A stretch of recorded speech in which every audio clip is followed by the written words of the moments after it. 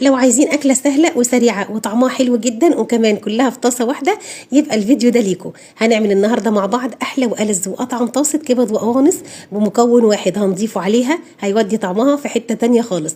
عايزة أقول لكم إنها بجد روعة. تعالوا بينا نسمي الله ونصلي على الرسول عليه الصلاة والسلام ونشوف بقى الأكلة بتاعتنا عملناها إزاي. بس ما تنسوش اللايك والشير للفيديو. هنجيب طاسة هنحطها كده على النار، هنحط فيها زيت. بعد كده هننزل عليها بحبتين كبار من البصل، انا كده مقطعاهم قطع صغيره. هنشوح البصل شويه لحد ما يبدا يدبل وياخد اللون الشفاف. هنزل عليه بمعلقه كبيره من الثوم المفروم. هشوح البصل والثوم مع بعض لحد برضو ما ريحتهم كده تبدا تطلع.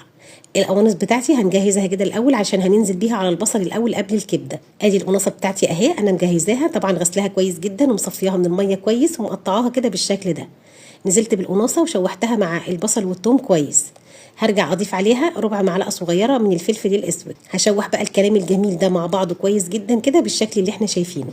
وعلشان اضمن ان القناصه استوت، لان احنا عارفين ان القناصه بتاخد سوا عن الكبده، هنزل كده عليها بكوبايه من الميه المغليه. وطبعا لازم نضمن زي ما قلت لكم ان القناصه تستوي كويس كده بنسبه 75%.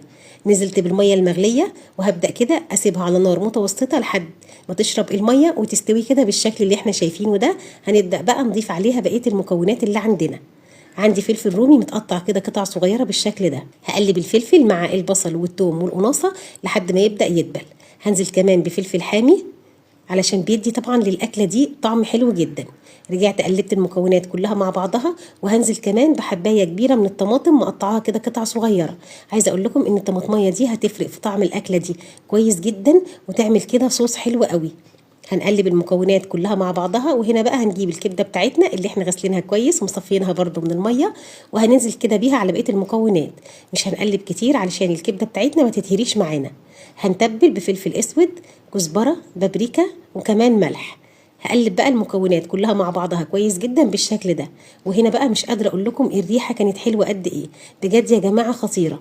قلبناها كده تقلبتين وهنسيبها بقى تغلي غلوه واحده بس كده، وهتبقى جوسي وتنزل بقى الصوص زي ما قلت لكم كده بالشكل اللي احنا شايفينه. شايفين جوسي وطريه ازاي، حلوه جدا. اهم حاجه بقى هنضيفها على الطاسه بتاعتنا دي هم 3 معالق كبار مليانين من الصويا صوص. عايزه اقول لكم ان ال3 معالق دول ودوا طعم الطاسه بتاعتنا دي في حته تانية خالص.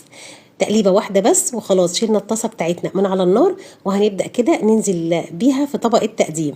بصوا يا جماعه شايفين الجمال. عايزه اقول لكم الاكله طعمها رهيب، حلوه جدا، ولا خدت بقى اطباق كتير ولا خدت مكونات كتير، وطلعت كده بالجمال ده. حطينا الاكله بتاعتنا في طبق التقديم، وحطينا كمان معاها شرايح كده من الليمون. وعايزاكم بقى تدوقوها وتجربوها وتقولوا لي رايكم فيها. لازم تعملوها علشان انتوا بجد مش هتصدقوا طعمها حلو قد ايه. بصوا بقى عملنا كده سندوتش صغنون مع عصره ليمون، وكله بقى احلى والذ اكله. جربوها وما تنسوش تقولوا لي رايكم فيها ايه. ما تنسوش كمان اللايك والشير للفيديو.